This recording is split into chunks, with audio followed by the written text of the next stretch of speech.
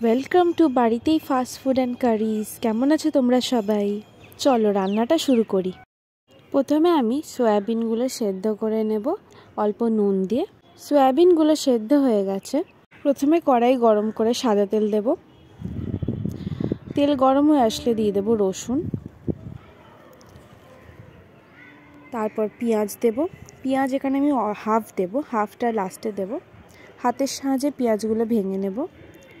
একটু নাড়াচাড়া করে আমি সয়াবিনগুলো দিয়ে দেব, দিয়ে সবটা ভালো করে ভেজে নেব। তারপর দেব গাজর, দিয়ে ভালো করে সবটা ভেজে নেব।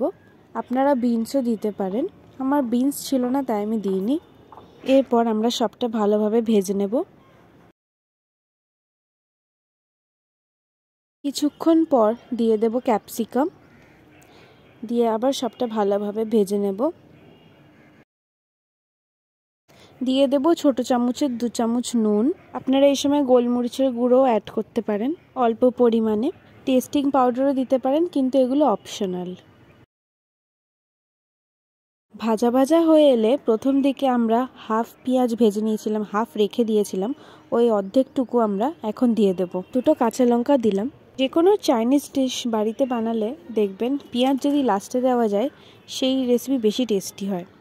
সব ভাজা ভাজা হয়ে এলে লাস্টের দিকে দিয়ে দেব red chilli sauce 1 tablespoon, dark soya sauce অল্প করে দিলেই হবে, টমেটো সস 1 টেবিল স্পুন। চলো সব সসগুলো এক এক করে দিয়ে দিই আমরা, পরিমাণগুলো আপনারা দেখে নিন। এই রান্নাটা করতে বেশি উপকরণ লাগে না, খুবই কম উপকরণে এই রান্নাটা বানিয়ে ফেলা যায়, আর ভীষণ টেস্টি হয় খেতে। বাচ্চারা খেতে খুবই পছন্দ করে। এটা ভাত, রুটি, লুচি সব কিছুর সাথেই খেতে পারেন। এই রান্নাটা খুবই কম উপকরণে বানিয়ে ফেলা যায়, আর বেশি খাটতে হয় না। যেদিন ধরো রান্না করতে ইচ্ছে করছে না, কিন্তু সবাই খুব টেস্টি একটা রেসিপি খেতে চাইছে, তখন এই রান্নাটা করে আপনি পরিবেশন করতে পারেন।